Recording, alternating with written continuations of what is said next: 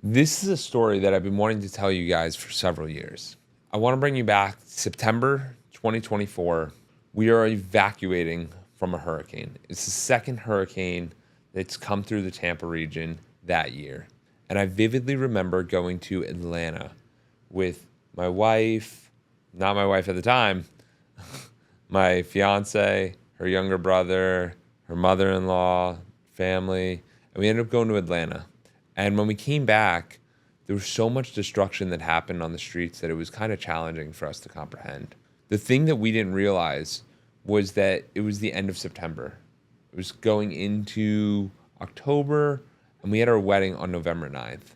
So what I did was I went over the following week or so, or 2 weeks, I ended up going to our wedding venue.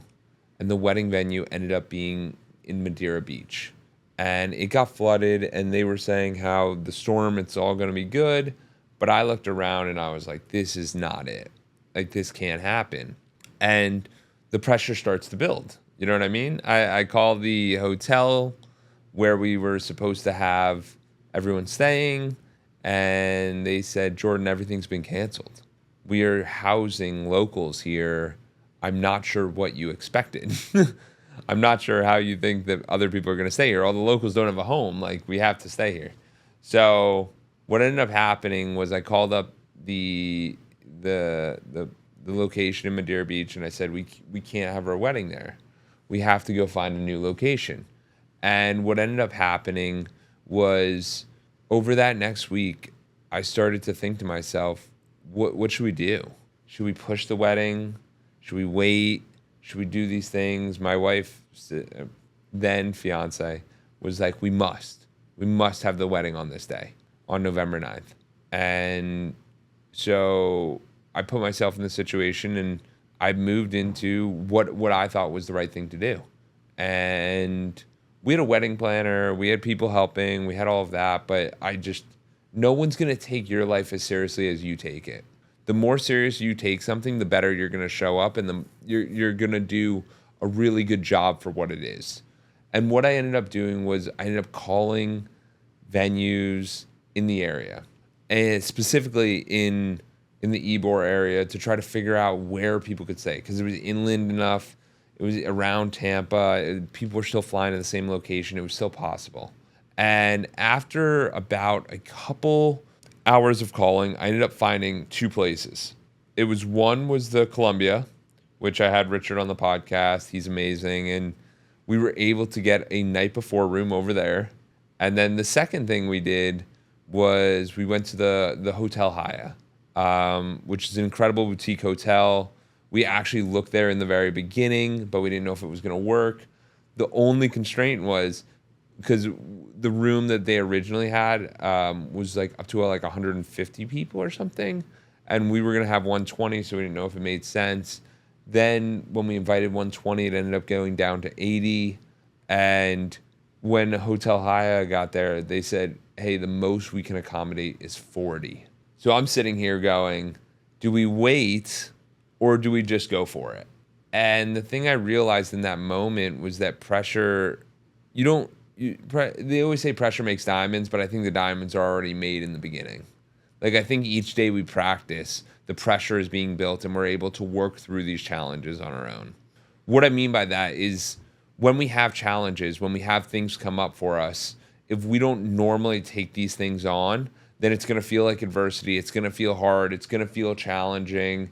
But the more we step into the uncomfortable, the more we step into something and level ourselves up, it starts to become not a big deal, because we know that we can handle pressure better, because we're more prepared.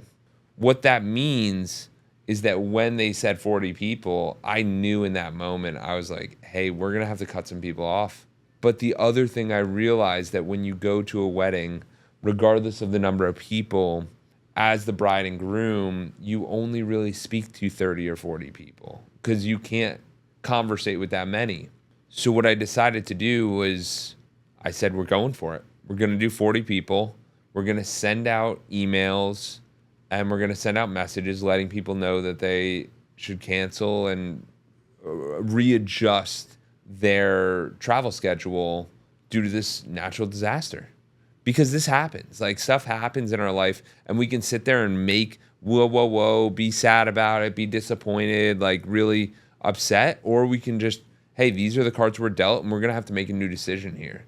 And as these things start to come up, these new decisions start to happen and you start to step into a different version of who you are.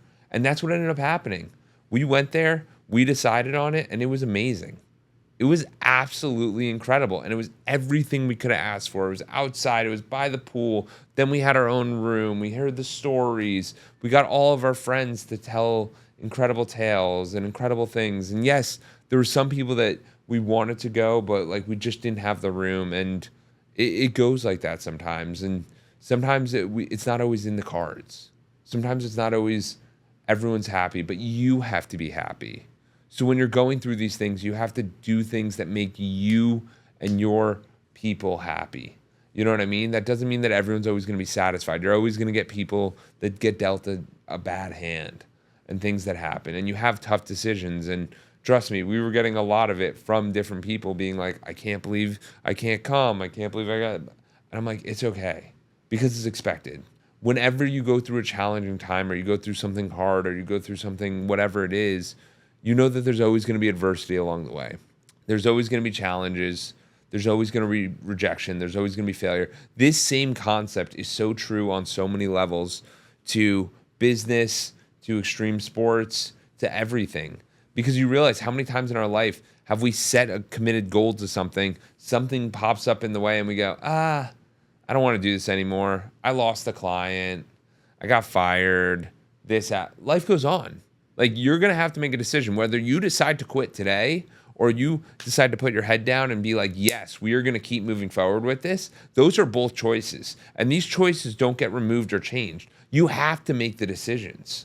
You might not want to, and it's a lot more empowering once you've made hard decisions, because hard decisions are the worst part. It's the hard conversations. You telling me 3 weeks before the wedding that I'm going to tell half the people that, hey, you can't come anymore? That's a hard conversation. It's not a conversation I want to have, but it's a conversation I have to have. Because I'd much rather that than they show up. The alternative is they show up, you never tell them, they don't have a place to stay, and they're like, this was a horrible experience. I thought I was going to be able to go on the beach and do this and that. And none of it was true. So my point being here is sometimes it's much easier to have the hard conversations. So as we're going through this, what hard conversation are you avoiding? What place in your life do you not want to have that conversation and build that trust with the people around you? Because the people will start to trust you more if you're able to have that hard conversation. If you're able to move the envelope for them, they will trust you more. And that will be a better experience for them. So I just want you to realize that going through this kind of stuff, there's a lot of realizations that end up happening. You start to realize who really cares about you. You start to realize who's there to support you.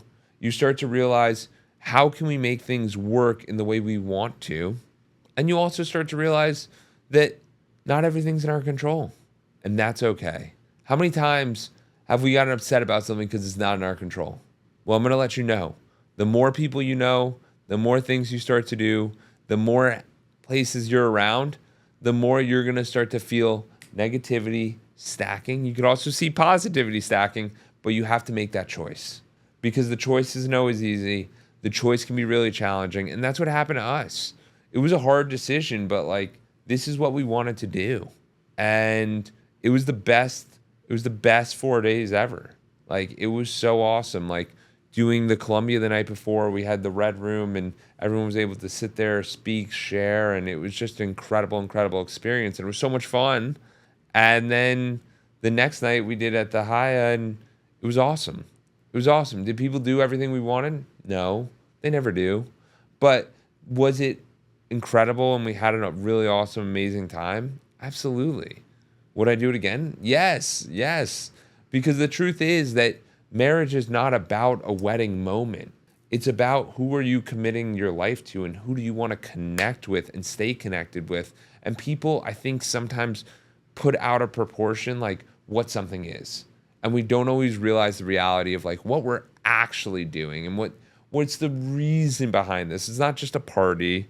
It's two people coming together to actually share that life. And I just want you to realize the magnitude of what occurs when that decision is made. So as you're going through this, I want to think about, what are the hard decisions you're avoiding? What are the hard conversations you don't want to have? Where's pressure coming up for you and you're avoiding it? Because the truth is, your life is going to look so much better if you face that pressure, if you face that challenge, if you face that adversity, if you face that hard thing.